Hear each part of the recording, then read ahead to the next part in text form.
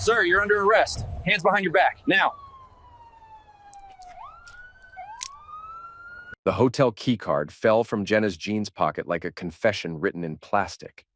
I stood there in our cramped bedroom, holding it between my fingers, feeling the weight of 20 years of marriage crumble into dust. Mason Burke. That's me. 38 years old, former steel mill engineer, now maintenance supervisor at Hartwell Industrial after the merger gutted half our workforce. I should have seen this coming. Hell, maybe I did see it coming and just chose to ignore the signs like a fool. "What's this?" I asked when Jenna walked into the bedroom, her hair still damp from her shower. She glanced at the keycard and didn't even flinch. "Work conference last weekend. Must have forgotten to throw it away. Hampton Inn, 20 miles from here." "What kind of work conference needs a hotel room that close to home?" "The kind where I had to entertain clients until midnight," she said, brushing past me to grab her earrings from the dresser. "You wouldn't understand. Your idea of client entertainment is buying someone a beer at Murphy's Tavern." That stung because it was true. I'd never been good with people the way Jenna was. She worked HR at Lennox Solutions, a private contractor that handled logistics for the defense industry. Big money, corporate culture, everything I'd never been part of, everything she seemed to want more of lately. "Which clients?" I pressed. She turned around, and for the first time in months, I saw real anger in her eyes instead of the usual indifference. "Jesus Christ, Mason! Are you seriously going to interrogate me over a hotel key card? I work my butt off to keep us afloat while you tinker with broken machinery for $12 an hour. $16.50, I corrected automatically. "Oh, excuse me, $16.50. "That changes everything." She grabbed her purse and headed for the door. "I'm going to be late." Some of us have actual careers to worry about. The front door slammed, leaving me alone with the key card and a growing certainty that my wife was lying to me. I'd always been good with details, came with the engineering background. Patterns, inconsistencies, things that didn't add up. And lately, nothing about Jenna added up. The overnight trips had started 3 months ago, always work-related, always urgent, always requiring her to stay at hotels instead of driving home. She'd come back energized in a way I hadn't seen in years, talking about promotions and opportunities and regional director positions that might open up. Meanwhile, I'd been passed over for the plant supervisor role again last week. 20 years of experience, and they gave it to some kid with an MBA who'd never held a wrench in his life. Jenna had celebrated her own raise that same night, popping open a bottle of wine and talking about how we were finally moving up in the world. I should have been happy for her. Instead, I felt like I was drowning. That evening, I made a decision that would change everything. I followed her. Jenna said she was working late on quarterly reports, but her car wasn't in the Lennox Solutions parking lot. It was at the Hampton Inn, same as the key card. I sat in my truck for 2 hours, telling myself I was being paranoid, that there had to be an explanation. Then I saw her walk out of the lobby with a man I recognized from the company Christmas party. Colby Lennox, regional director, the boss's son. 42 years old, divorced, drove a BMW that cost more than I made in 2 years. They weren't discussing quarterly reports. I watched him kiss my wife in the parking lot, his hands on her waist, her fingers tangled in his hair. 20 years of marriage and she'd never kissed me like that, not even on our wedding day. The rage hit me like a punch to the gut, not the hot, explosive kind you see in movies. This was cold and calculating, settling into my bones like winter frost. I sat there watching them, memorizing every detail, planning what came next. I didn't confront them, not yet. Instead, I drove home and waited. Monday morning, I put on my best shirt, the one Jenna bought me for job interviews I never got, and drove to Lennox Solutions. The building was all glass and steel, designed to impress clients with money to burn. I'd only been there twice before, the Christmas party and the day Jenna got promoted to senior HR specialist. The security guard at the front desk knew me. "Hey, Mason, here to see Jenna?" "Actually, I need to speak with Colby Lennox." "It's about a contracting opportunity." He picked up the phone and made the call. 2 minutes later, I was riding the elevator to the executive floor, my hands steady despite the storm brewing in my chest. Colby's office took up a corner of the building, floor-to-ceiling windows overlooking the city. He was behind his desk when I walked in, wearing a suit that probably cost more than my monthly mortgage payment. He looked up with the kind of smile politicians use when they're lying. "Mason, right? Jenna's husband. What can I do for you?" I closed the door behind me and walked across the room, noting how his confidence wavered as I got closer. He was taller than me, better dressed, richer, more educated. But I'd spent 20 years working with my hands, and my hands were hard. "You can explain why you were kissing my wife in a hotel parking lot," I said. His face went pale, then red. "I think there's been some misunderstanding." I hit him.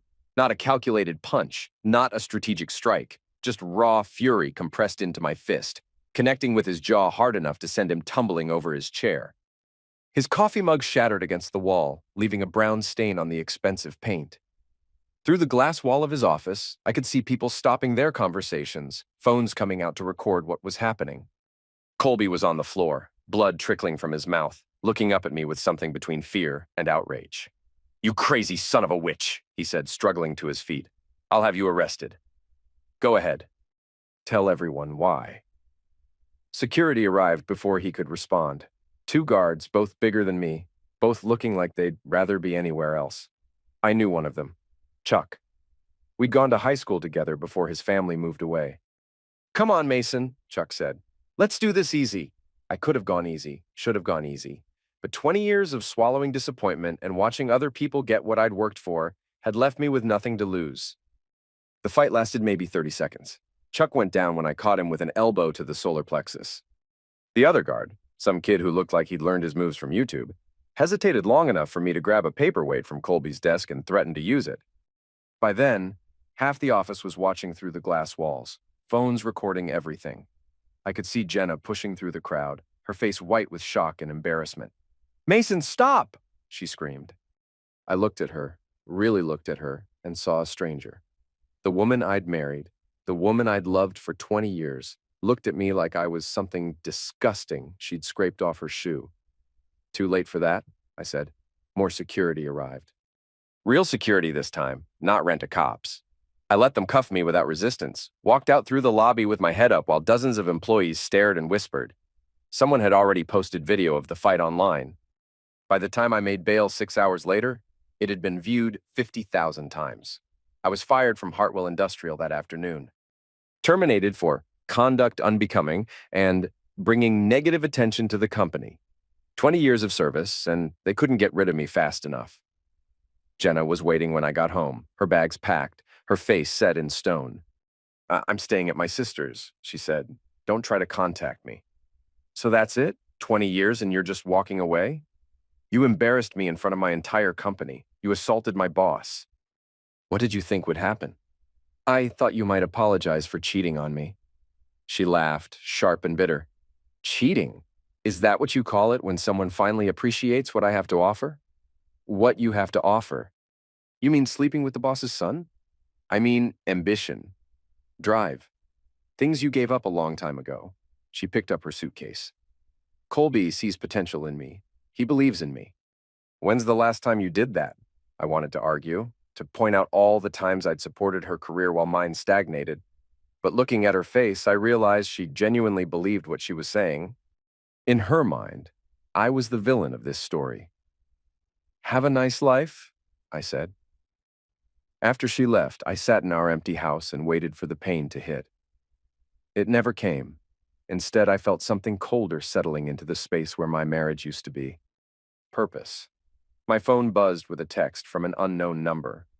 "You don't deserve what she said about you. Check your email. Drew." Drew Patterson, Jenna's friend from work, one of the few coworkers who'd always been decent to me at company functions. I opened my laptop and found the email she'd sent, a video file with no subject line. The video was from an office security camera showing Jenna and 3 other women in what looked like a break room. The timestamp was from 2 weeks ago. I could read lips well enough to catch the gist of the conversation. "Mason's just a placeholder until I can trade up," Jenna was saying, laughing as she gestured with her coffee cup. 20 years of dead weight. "At least Colby knows how to treat a woman." One of the other women said something I couldn't make out, and Jenna laughed again. "Please! Mason thinks changing the oil in his truck counts as mechanical expertise. Colby's offering me a regional position. Real money, real respect.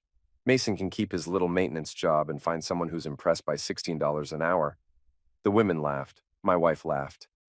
20 years reduced to a punchline in a corporate break room. I watched the video 3 times, memorizing every word, every gesture, every cruel smile. Then I closed the laptop and started planning. The next morning, I drove to Raleigh's auto salvage on the outskirts of town. It wasn't much, 20 acres of rusted cars and industrial scrap surrounded by chain-link fence, but it was exactly what I needed. Silas Raleigh was my brother, though we hadn't spoken in 5 years, not since he got out of Millfield Correctional, and I made it clear I didn't want his criminal record affecting my security clearance at the mill. Family loyalty versus professional necessity. I'd chosen wrong. I found him under the hood of a '98 Camaro, his arms black with grease up to the elbows. He looked up when he heard my footsteps, and his face went through several expressions before settling on a cautious welcome. "Well, crap," he said. "Mason Burke. To what do I owe the pleasure?" "I need your help." He laughed, sharp and bitter. "Now you need my help. Not when I was sleeping in my car after getting out of prison. Not when I was trying to get this place off the ground with no credit and no references. But now you need something." "You're right. I was wrong." "I'm sorry." The apology caught him off guard. Silas had always been the emotional one, quick to anger and quicker to forgive. He studied my face for a long moment, then nodded toward the office trailer. "Coffee's terrible, but it's hot. Come on." The trailer was a mess of paperwork, car parts, and empty beer bottles. Silas poured 2 cups of coffee that looked like motor oil and handed me one. "So what kind of help are we talking about?" I told him everything. The affair, the fight at Lennox Solutions, Jenna's cruel assessment of our marriage. Silas listened without interruption, his expression growing darker with each detail. "Son of a witch," he said when I finished. "And she's staying with Linda?" "For now. Filed for separation yesterday. Wants half of everything, including the house." "What do you want to do about it?" "I want them to understand what they took from me." Silas grinned, and for the first time in weeks, I felt like someone was on my side. "Now you're talking my language. What's the plan?" The plan took shape over the next 3 days. Silas had connections I'd never imagined. People who owed him favors. People who specialized in information gathering. People who could make things happen without leaving fingerprints. 20 years of legitimate work, and I'd never realized how much power existed in the shadows. Drew Patterson turned out to be a goldmine of information. She'd been documenting Colby's harassment and favoritism for months, collecting evidence for a lawsuit she never filed. When Colby fired her for getting pregnant, illegal but hard to prove, she decided revenge was better than legal fees. "He's been sleeping with Jenna for 4 months, she told me during our meeting at a coffee shop downtown, promising her Linda Kowalski's job when Linda retires next year. Regional director, 150,000 base salary plus bonuses. And Jenna believes him? Jenna wants to believe him. There's a difference." Drew slid a flash drive across the table. Hotel receipts, expense reports he filed for their business dinners, text messages from his company phone. Everything you need to prove the affair. "Why are you helping me?" "Because Colby Lennox is a predator who uses his position to manipulate women, and your wife is just arrogant enough to think she's different." Drew's expression hardened. "Plus, I heard what she said about you in that break room video. You deserve better." The flash drive contained enough evidence to destroy both their careers, but that wasn't enough. I wanted them to feel the same helplessness I'd felt watching my life fall apart. The same humiliation I'd experienced when 50,000 strangers watched me lose control in a corporate lobby.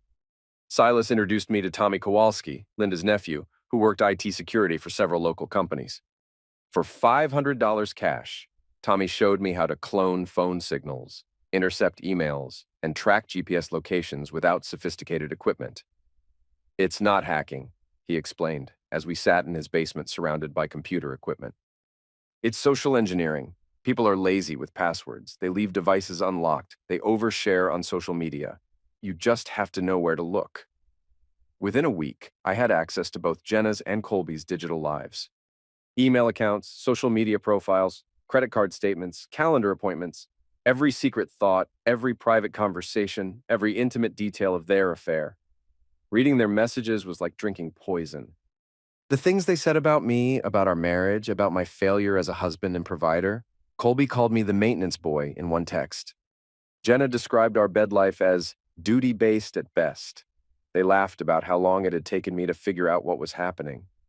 But knowledge was power, and power was what I'd been lacking. Now I had both. The first move was subtle. Colby drove a BMW 750i Midnight Blue with custom rims and a sound system worth more than most people's cars. He parked it in the executive lot at Lennox Solutions, always taking up 2 spaces to avoid dings and scratches. I knew the car's weaknesses because I'd spent 20 years working on vehicles far more complex than German luxury sedans. The anti-theft system was impressive, but it relied on wireless signals that could be intercepted. The engine management computer was sophisticated, but it followed predictable patterns. On a Tuesday morning, while Colby was in meetings and the parking lot was mostly empty, I spent 15 minutes under his car with tools from Silas's salvage yard. Nothing that would cause an accident. I wasn't trying to kill anyone. Just small adjustments that would lead to expensive, embarrassing breakdowns. The oil drain plug loosened just enough to create a slow leak. The brake fluid reservoir contaminated with a few drops of dish soap that would cause the brakes to feel spongy and unreliable. The air intake sensor disconnected in a way that would trigger the check engine light and limit the car's performance. I was back in my truck watching from across the street when Colby discovered the problem. He'd made it 3 blocks before the engine started smoking. The tow truck arrived 20 minutes later, followed by Colby in an Uber, his face red with frustration. That afternoon, Jenna called me for the first time since leaving. "Did you do something to Colby's car?" "I don't know what you're talking about. His BMW broke down this morning. The mechanic says it looks like sabotage. Maybe he should buy American next time." She hung up without another word, but I could hear the uncertainty in her voice. Good. Let her wonder what else I might be capable of. The next phase targeted their professional lives. Lennox Solutions was hosting their annual Client Appreciation Gala at the Riverside Convention Center, a black tie event where Jenna was scheduled to give a presentation on HR innovations. She'd been preparing for weeks, seeing it as her chance to impress the regional executives who would decide her promotion. Tommy had helped me understand the convention center's systems during a reconnaissance visit the week before. The building was old, retrofitted with modern technology that didn't always integrate smoothly. The fire suppression system, in particular, was sensitive to electromagnetic interference. I arrived at the convention center 2 hours before the event, dressed in the coveralls and badge Tommy had provided. Security guards didn't question maintenance workers who looked like they belonged. The electrical room was in the basement, secured with a lock I'd learned to pick during my brief teenage delinquent phase. Inside, I found the main control panel for the building's automated systems. 20 minutes of careful work with a signal generator, and I had what I needed. The gala was in full swing when I triggered the sequence. First, the lights flickered, subtle enough to seem like an electrical glitch. Then the sound system cut out for 30 seconds during Jenna's introduction.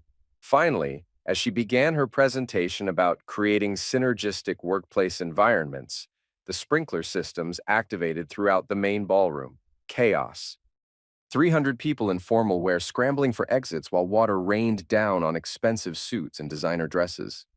Jenna's presentation materials destroyed, her hair plastered to her head, her carefully planned career moment reduced to a social media catastrophe. I watched from the parking lot as emergency vehicles arrived and guests filed out of the building, many of them recording video on their phones. By morning, the #LennoxGalaFail hashtag was trending locally, and Jenna's soggy presentation had been turned into a dozen memes. She didn't call to accuse me this time, she knew. Drew's insider access to Lennox Solutions proved invaluable for the next phase. The company used an internal email system that archived all messages and made them searchable by authorized personnel. HR had broad access as part of their compliance responsibilities, and Drew still had her login credentials. "They haven't revoked my access yet," she explained during our meeting at Silas's salvage yard.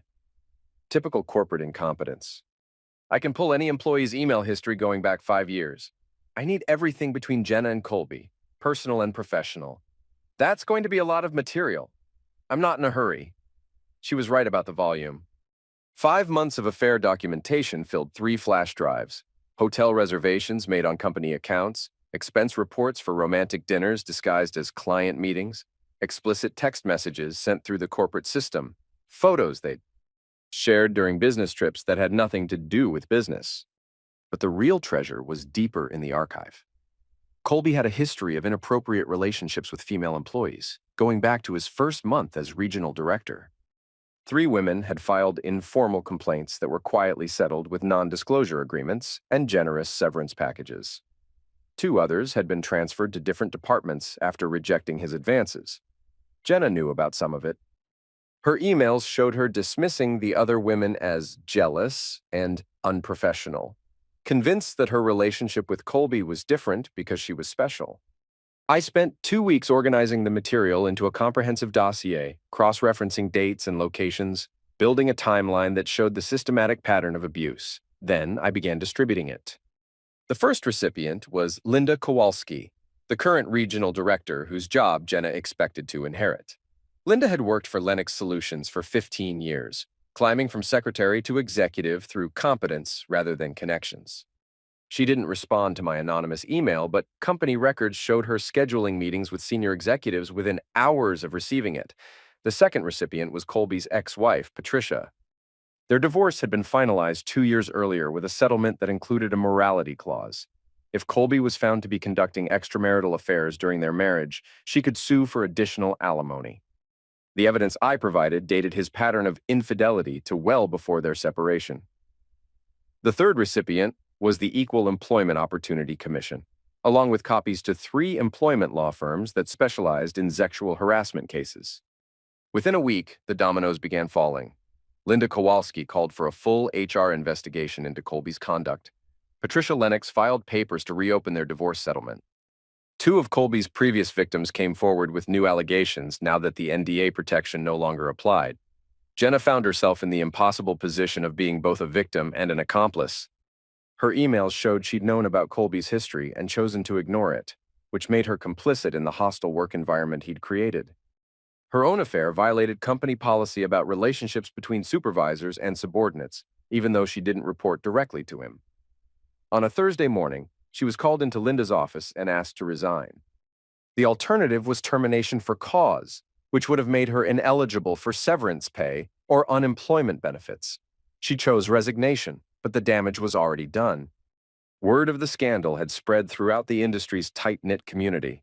HR specialists in a specialized field like defense contracting all knew each other, and Jenna's reputation was permanently tainted. That evening, she appeared at my door for the first time since moving out. "We need to talk," she said. I let her in, noting how different she looked after 3 weeks of stress. The confident, ambitious woman who'd left me for a better life was gone, replaced by someone who looked defeated and desperate. "I know you're behind this," she said. "The car, the gala, the emails. All of it. I don't know what you're talking about. Stop lying. I'm not stupid, Mason. You're the only one with motive and opportunity." "Opportunity for what? Exposing the truth about your affair? Documenting your boss's pattern of sexual harassment? Which part of this seems unfair to you?" She sat down on the couch we'd bought together 10 years earlier, her hands shaking as she reached for a cigarette. "I made mistakes, okay? But you're destroying my entire career over a relationship that was already ending." "Ending? Colby and it wasn't serious, just something that happened. I was going to break it off after I got the promotion." "So you were using him?" "We were using each other. That's how business works." "And me? What was I in all this?" She took a long drag from her cigarette, looking anywhere but at my face. "You were safe, comfortable, but I want more from life than safe and comfortable." "More like what? A regional director job you were never qualified for? A relationship with a man who's been sexually harassing employees for years? You don't understand what it's like to have ambition." "I understand what it's like to work for 20 years and watch other people get promoted over me because I don't. Play politics. I understand what it's like to come home every day to a wife who thinks I'm a failure. I understand what it's like to discover that the person I loved most in the world considers me a placeholder." She flinched at the reference to the break room video. "That was just talk, girl talk. I didn't mean—" "You meant every word. The only question is whether you're sorry you said it or sorry I found out about it." She stubbed out the cigarette and stood up. "What do you want, Mason? You want me to beg? You want me to grovel and tell you how wonderful you are? Fine, I'm sorry. I made terrible choices and I hurt you and I wish I could take it all back. Is that enough? It's a start. Then what's it going to take to end this? Because whatever you're planning next, I can't survive it. I'm blacklisted in my industry. Colby won't even take my calls. I'm staying with Linda because I can't afford rent. You've won. I looked at her sitting there, really looked at her, and realized something had changed. Not just in her, in me. The anger that had driven me for weeks was still there, but it was colder now, more focused, and it wasn't satisfied by her surrender. You haven't seen what losing looks like yet, I said. The apartment complex where Jenna moved after staying with her sister was called Riverside Gardens, though it was neither riverside nor particularly garden-like. Built in the 1970s and renovated just enough to justify higher rents, it catered to young professionals and people in transition. What Jenna didn't know was that I owned the building. It had been part of an investment portfolio I'd inherited from my father: 3 small apartment buildings, a duplex, and a strip mall on the east side of town.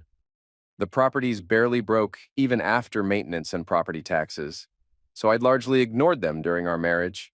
Jenna handled our finances and never bothered to ask about the rental income that automatically deposited into a separate account.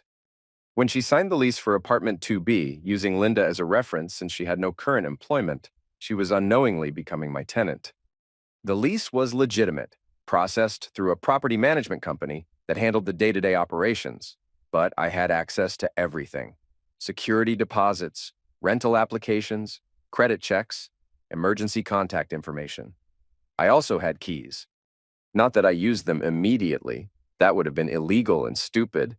Instead, I gathered intelligence through perfectly legal means: lease agreements that showed her financial situation, utility records that revealed her daily routines, security camera footage from the building's common areas that documented her comings and goings.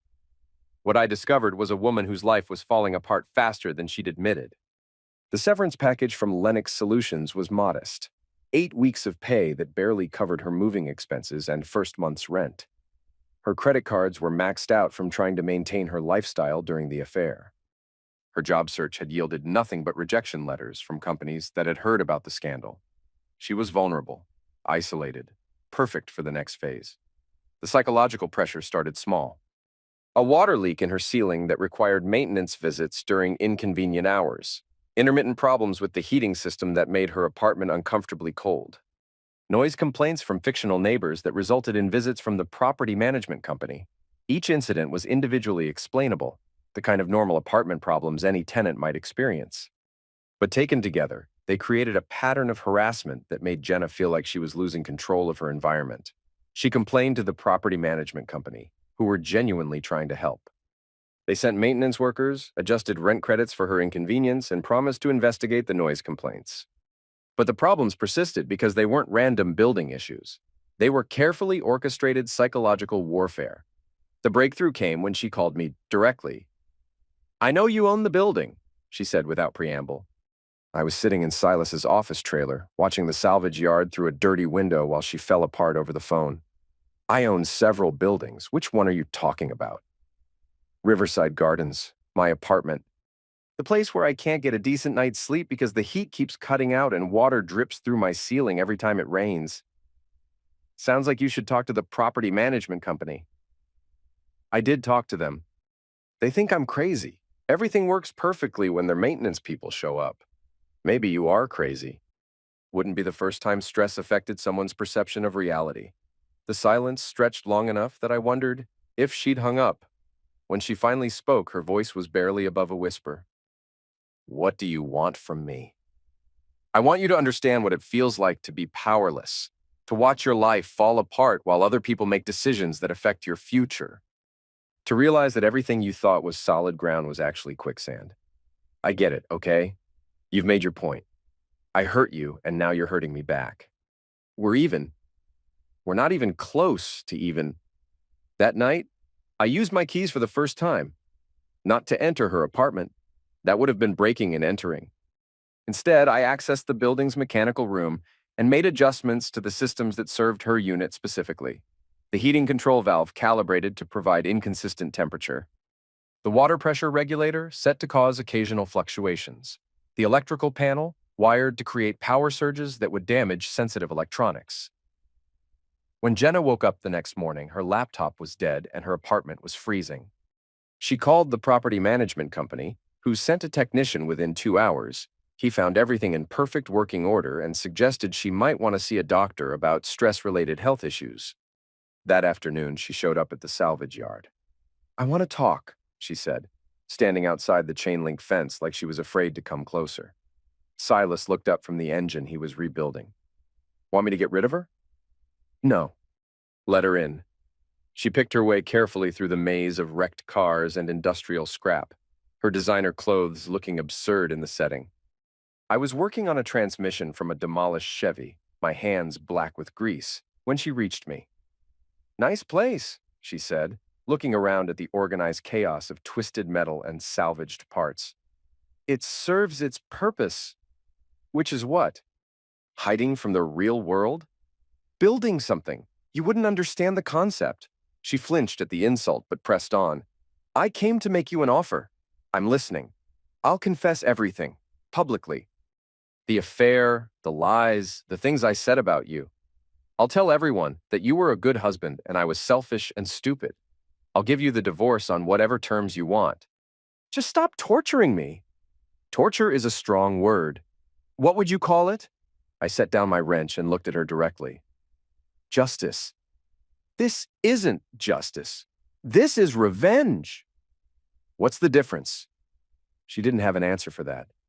Or maybe she did, but she was too tired to argue. The fight had gone out of her over the past few weeks, replaced by resignation and fear. "What's it going to take?" she asked. "I haven't decided yet." "Mason, please, I can't take much more of this. I haven't slept in days. I can't find work. I can't even trust my own apartment. You've already won." "Have I? Because from where I'm standing, you still think this is about winning and losing.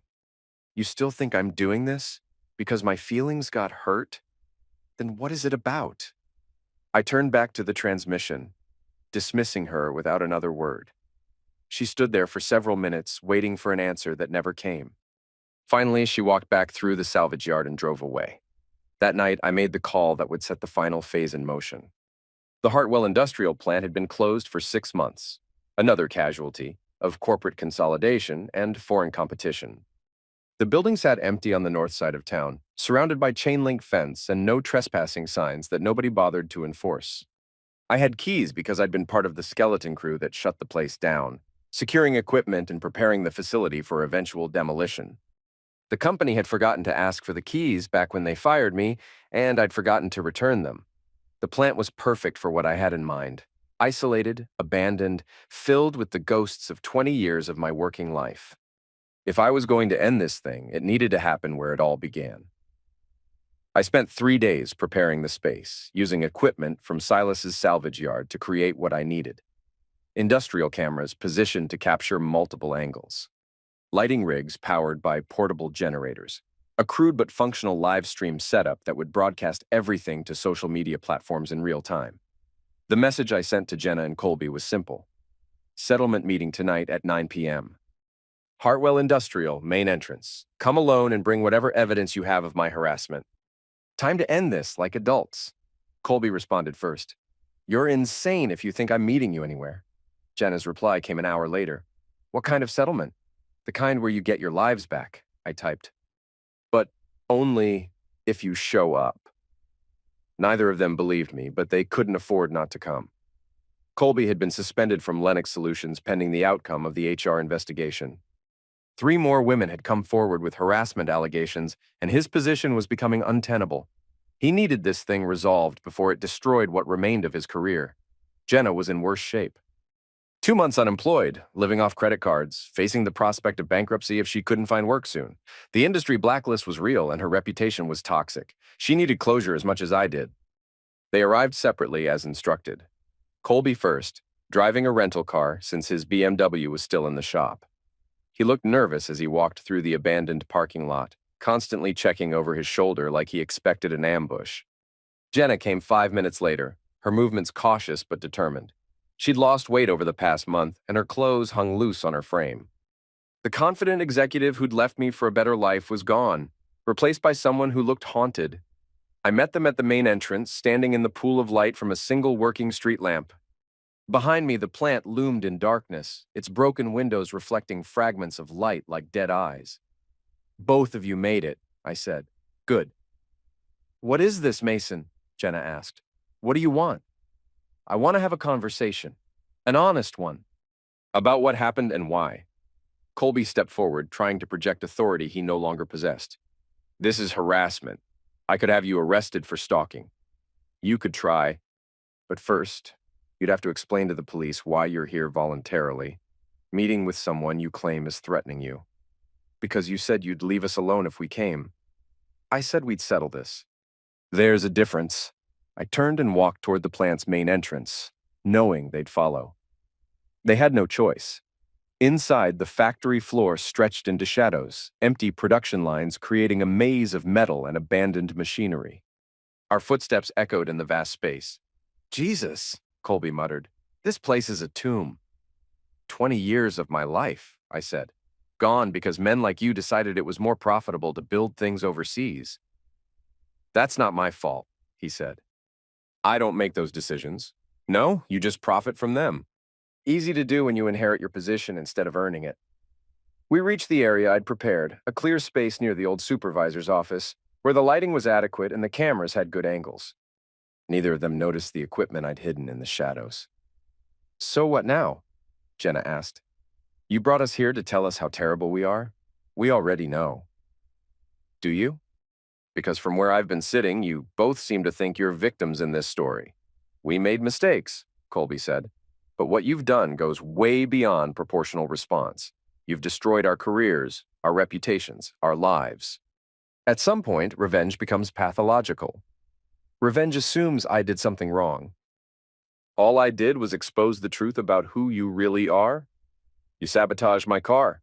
Prove it. You hacked the sprinkler system at the gala. Prove it. You sent those emails to corporate headquarters, to my ex-wife, to the government. Those emails contain documentation of your own behavior, your own words, your own choices. If that destroyed your career, maybe the problem isn't with the messenger. Jenna stepped between us, her hands raised in a gesture of surrender. Stop. Both of you, just stop. This isn't accomplishing anything. What would accomplish something? I asked her. I don't know. Forgiveness? Moving on? Getting on with our lives? Easy words from someone who threw away 20 years of marriage for a promotion she was never going to get. You don't know that. Don't I? Colby, tell her about Linda Kowalski's contract. Colby's face went pale. What? Linda's contract. The one that extends her employment for 3 more years, with automatic renewal clauses. The contract that makes it impossible for her position to open up any time in the foreseeable future. Jenna turned to look at Colby, confusion and dawning realization warring on her face. What is he talking about? It's not. That's not how it works.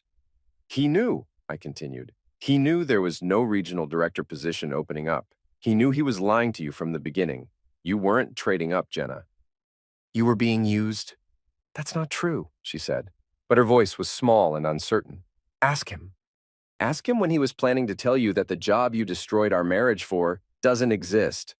Colby stepped backward, putting distance between himself and Jenna's mounting anger. It's complicated. There are always opportunities for the right person. You son of a witch, she whispered. You knew. You knew the whole time. I gave you what you wanted. Excitement, passion, someone who appreciated your ambitions. She slapped him. Hard. The sound echoed through the empty factory like a gunshot. You gave me lies, just like Mason said. You used me for Zex and threw me away when I became inconvenient.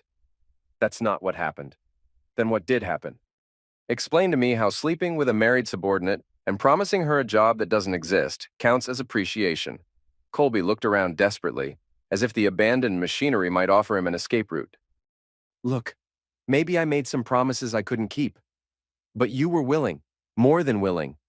You came on to me as much as I came on to you. Because you were my boss. Because you had power over my career and my future. And you used that power to manipulate her, I said. Just like you manipulated the others. Drew, Patricia, the women who filed complaints. It's a pattern with you. I never forced anyone to do anything. You didn't have to. You just made it clear that cooperation would be rewarded and resistance would be punished. That's not seduction, Colby. That's coercion. He straightened up, trying to project the authority he'd once possessed. You're both pathetic. Jenna, you were desperate to escape your dead-end marriage to a glorified janitor. Mason, you were so oblivious to your wife's needs that she had to look elsewhere for fulfillment. I didn't create this situation. I just provided an alternative. An alternative that destroyed everything it touched, I said. That's life. People make choices. Sometimes those choices have consequences. You're right about that. I reached into my jacket and pulled out a tablet computer, its screen already glowing with live stream comments from viewers who'd been watching our conversation in real time. Both Jenna and Colby stared at the device in horror. What is that? Jenna asked. Consequences, I said. Everything we've said tonight has been broadcast live to Facebook, YouTube, Twitter, and Instagram. 15,000 viewers and climbing. You recorded us without consent? Colby said. That's illegal. Not in this state. As long as one party to the conversation consents to recording, it's perfectly legal. And I definitely consent. Jenna grabbed for the tablet, but I pulled it away. You can't do this. You can't destroy what's left of our lives for your entertainment. I'm not doing it for entertainment. I'm doing it for accountability. For 20 years, I watched people like Colby get away with things that would have destroyed ordinary people. I watched people like you justify betrayal because it served your ambitions. Tonight, everyone gets to see who you really are when you think nobody's watching. Please, she said. And for the first time since this whole thing started, I heard genuine desperation in her voice. Please don't do this. I'll do anything you want. I'll sign any papers, make any public statement, disappear from your life forever. Just don't humiliate me in front of the entire world. Why not? You humiliated me in front of your coworkers. You humiliated me in front of my employer. You humiliated me in front of 50,000 strangers when that video of our fight went viral. What makes your humiliation more important than mine? Because I'm sorry. Because I know I was wrong. Because I've learned from this. Have you? Or are you just sorry you got caught? She opened her mouth to answer, then closed it again. The question hung in the air like smoke. Colby, meanwhile, had been edging toward the exit. I'm not staying for this psychological breakdown. You want to torture each other. Go ahead. But I'm done. He turned to leave, but Silas stepped out of the shadows, blocking his path. My brother looked exactly like what he was, an ex-convict who'd spent 5 years lifting weights in a state prison. Colby stopped walking. Nobody leaves until we're finished, Silas said. This is kidnapping, false imprisonment. You can't. I can do whatever I want. This is private property, and you're here voluntarily. If you want to leave, you're welcome to try. Colby looked at Silas, then at me, then at the tablet still broadcasting our conversation to thousands of viewers. His shoulders sagged as he realized he was trapped. What do you want? He asked. I want you to tell the truth, on camera, about what you did to Jenna, to Drew, to all the other women. I want you to explain how you used your position to manipulate vulnerable employees. And if I do that, then you get to leave. Both of you. And this ends. Jenna looked at me with something that might have been hope. You mean that? If we confess everything, you'll stop? I'll stop actively destroying your lives. What happens after that is up to you. She nodded slowly, then turned to face the hidden cameras. My name is Jenna Burke. For the past 4 months, I've been having an affair with my supervisor, Colby Lennox. I justified it by telling myself that my husband didn't appreciate me, that I deserved better, that I was trapped in a dead-end marriage. Her voice grew stronger as she continued. But the truth is, I was selfish. I was willing to destroy a 20-year marriage for the promise of a promotion that was never real. I said cruel things about my husband to coworkers. I lied to him, manipulated him, and abandoned him when he needed me most. I destroyed the life of a good man because I thought I was entitled to something better. She looked directly at me, tears streaming down her face. Mason, I'm sorry. I'm sorry for everything. You deserve better than what I gave you, and I hope someday you can forgive me. I felt something shift inside my chest, a knot of anger loosening for the first time in months. It wasn't forgiveness, not yet, but it was a beginning. Colby, however, remained defiant. I'm not apologizing for anything. Jenna was an adult who made her own choices. If she regrets those choices now, that's her problem. Tell them about the other women. I said. What other women? Drew Patterson? Patricia Morrison, Lisa Walsh. The 3 harassment complaints that were settled with NDAs. Tell the viewers how you've been using your position to coerce women into sexual relationships for years. Those were all consensual relationships between adults. Were they? Because Drew's testimony suggests otherwise. She says you made it clear that her employment was contingent on her willingness to sleep with you. Drew Patterson was terminated for cause. She's a disgruntled employee making false accusations. What about Patricia, your ex-wife? She was an employee when you started sleeping with her, too. Colby's face was red with anger and embarrassment. My personal relationships are none of your business. They became my business when you decided to target my wife. They became everyone's business when you turned sexual harassment into a management strategy. I never harassed anyone. Then explain the pattern. Explain why every woman who's worked under you has either slept with you or been transferred to a different department. Explain why your divorce settlement included a morality clause. Explain why your own company suspended you pending investigation. He looked around wildly, searching for an escape that didn't exist. The live stream was still running, the viewer count climbing past 20,000. His reputation, what remained of it, was disintegrating in real time. Fine, he said finally. You want the truth? Here's the truth. I used my position to sleep with employees. I made promises I couldn't keep to get what I wanted. I manipulated women who trusted me, and I destroyed their careers when they became inconvenient. I'm exactly the kind of predator your wife was stupid enough to fall for. He turned to Jenna, his face twisted with contempt. And you were so desperate to escape your pathetic marriage that you convinced yourself I actually cared about you. You weren't special, Jenna. You were just available. She recoiled as if he'd struck her, and I felt a surge of protective anger that surprised me. Whatever she'd done to me, she didn't deserve to be humiliated by a man who'd used her desperation against her. That's enough, I said. Is it? Because I thought you wanted the truth. The truth is that your wife is a social climbing witch who threw away 20 years of marriage for a job that didn't exist. The truth is that you're a loser who couldn't keep his woman satisfied. The truth is that none of this would have happened if you'd been man enough to give her what she needed. The words hit me like physical blows, triggering the same rage that had sent me into Colby's office with my fists months earlier. But this time, I was ready for it. This time, I had control. Silas, I said quietly. My brother stepped forward, cracking his knuckles. Yeah? Would you mind escorting Mr. Lennox outside? I think he's done sharing.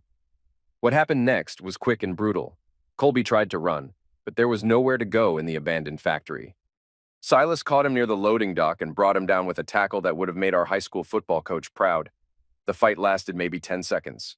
Colby threw a wild punch that missed by a foot. Silas responded with a combination that left Colby on the ground, his nose bleeding and his expensive suit torn.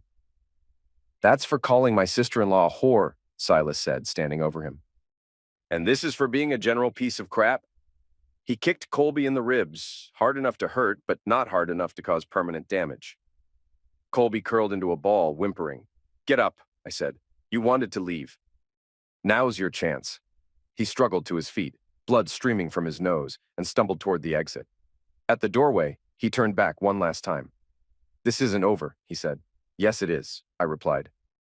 And everyone watching knows exactly how it ended. After Colby left, the factory fell silent except for the hum of generators powering my makeshift broadcast equipment. Jenna stood in the pool of artificial light, looking smaller and more fragile than I'd ever seen her. Is that really what you think of me? She asked. That I'm a social climbing whore? I think you're someone who made terrible choices for understandable reasons. There's a difference. But you still hate me. I considered the question, surprised to find that the answer wasn't what I'd expected. I hate what you did. I hate the way you did it. I hate that you threw away something real for something that was never going to last. But you, I'm not sure I have the energy to hate you anymore. She nodded, wiping tears from her face. What happens now? Now you go home, you rebuild your life. You try to become someone better than the person you were. And us? There is no us. There hasn't been for months. She looked like she wanted to argue, to make some final plea for reconciliation. But the words never came. Instead, she walked to where I stood and reached into her purse. Here, she said, holding out her wedding ring. I should have given this back a long time ago. I took the ring, feeling its familiar weight in my palm. 20 years of marriage reduced to a circle of gold that had cost me 2 months' salary when we were young and optimistic about the future. I'm going to ask you one more time, she said. Can you ever forgive me? I don't know, maybe someday, but not today. She nodded and walked toward the exit, her footsteps echoing in the empty space. At the doorway, she paused.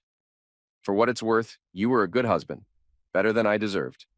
Then she was gone, leaving me alone with the ghosts of my former life and 23,000 strangers watching through their computer screens. I picked up the tablet and looked at the stream of comments flowing past. Most were supportive, calling me a hero for exposing Colby's behavior and standing up for myself. Others were critical, saying I'd gone too far, that revenge was never justified. All of them were missing the point. This was never about revenge, I said to the camera. This was about accountability.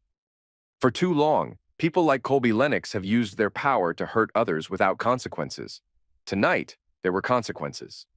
I paused, thinking about everything that had led to this moment. The betrayal, the humiliation, the months of careful planning and execution. The satisfaction I'd expected to feel was absent, replaced by something that might have been peace. My wife made choices that destroyed our marriage. My boss made choices that destroyed my career. They thought those choices wouldn't matter because they were dealing with someone powerless, someone who would just accept what happened and move on. The viewer count had passed 30,000, comments streaming by too fast to read. I was going viral again, but this time it was on my terms. They were wrong. Everyone who thinks they can use and discard people without consequences is wrong. Sometimes the hammer swings back. I reached over and shut off the live stream, cutting the connection to the outside world. The factory fell into darkness as I switched off the generators, leaving only the distant glow of streetlights filtering through broken windows. Silas appeared beside me, materializing from the shadows like he'd been waiting for his cue. So that's it? It's over? It's over. How do you feel?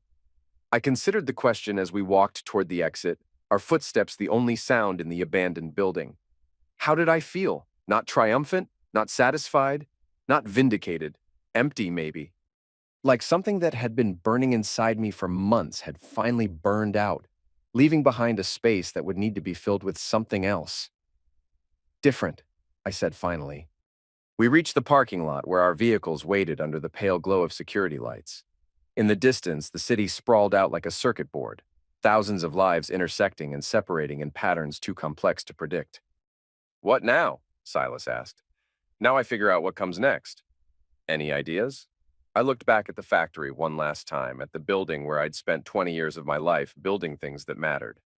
The company was gone, the jobs were gone, the life I'd planned was gone, but I was still here. I'll think of something, I said. We drove away in opposite directions, leaving the abandoned factory to its ghosts and silence. Behind us, the city hummed with activity, people working late shifts, couples fighting and making up, children being born and old people dying, the eternal cycle of human drama playing out in countless variations. Somewhere in that maze of lights, Jenna was driving back to her apartment, trying to figure out how to rebuild a life that had collapsed around her. Somewhere else, Colby was cleaning blood from his face and wondering if his career could survive another scandal. I didn't feel sorry for either of them, but I didn't feel satisfied by their suffering either. They'd made their choices, and now they'd live with the consequences. That was justice enough. The next morning, I woke up in my empty house and made coffee for one.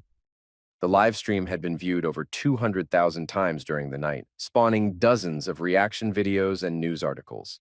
My phone buzzed constantly with interview requests from local media, but I ignored them all. I'd said what I needed to say. The rest was just noise. 3 weeks later, I sold the house and most of the furniture, keeping only what I could fit in a truck. The proceeds, combined with the rental property income I'd neglected for years, gave me enough money to start over somewhere else. I chose Portland, Oregon, partly for its climate and partly because it was far enough from home that I wouldn't accidentally run into anyone from my old life. I found a small apartment near the waterfront and a job at a fabrication shop that specialized in custom metalwork. The work was satisfying in a way my old job hadn't been. Instead of maintaining other people's machinery, I was creating things, artistic pieces, architectural elements, functional sculptures that would outlast the people who commissioned them. 6 months later, I received a letter forwarded from my old address. No return address, but I recognized Jenna's handwriting on the envelope. Inside was a single sheet of paper with 3 sentences. I found a job in Seattle. HR assistant at a nonprofit. I'm trying to be better. I read it twice, then filed it away in a drawer I rarely opened. Good for her. Everyone deserved a chance to be better than their worst moments, even people who'd hurt you. A year after that, I saw Colby's name in a news article about a sexual harassment lawsuit. 3 former employees were suing Lennox Solutions for creating a hostile work environment. The article mentioned that Colby had been terminated and was facing personal bankruptcy after his ex-wife's successful alimony lawsuit. I felt nothing reading it. No satisfaction, no vindication, no sense of poetic justice. His destruction was the natural consequence of his choices, like water flowing downhill. I'd simply removed the obstacles that had been protecting him from gravity. 2 years after leaving, I met someone new. Sarah. A potter who sold her work at weekend markets and taught art classes to kids with learning disabilities. She was nothing like Jenna, quiet where Jenna had been ambitious, gentle where Jenna had been sharp, content with small pleasures where Jenna had always wanted more. I told her about my past during our 3rd date, the whole story from beginning to end. She listened without judgment, asked thoughtful questions, and ultimately decided that who I'd been mattered less than who I was becoming. We married on a beach in Oregon, a small ceremony with a handful of friends and no family except Silas, who served as my best man and cried through the entire service. Sarah's vows mentioned second chances and the courage to build something new from the ashes of what came before. I thought about Jenna that day, wondered if she'd found her own second chance in Seattle. I hoped she had. Not because I'd forgiven her, I wasn't sure I ever would, but because carrying hatred was exhausting, and I had better things to do with my energy. The story that had started with betrayal and ended with revenge was finished. What came next was entirely up to me. Standing on that beach with Sarah's hand in mine, watching the sunset paint the sky in shades of gold and crimson, I felt something I hadn't experienced in years: optimism about the future. The hammer had swung back, delivering the justice I'd demanded. Now it was time to build something new.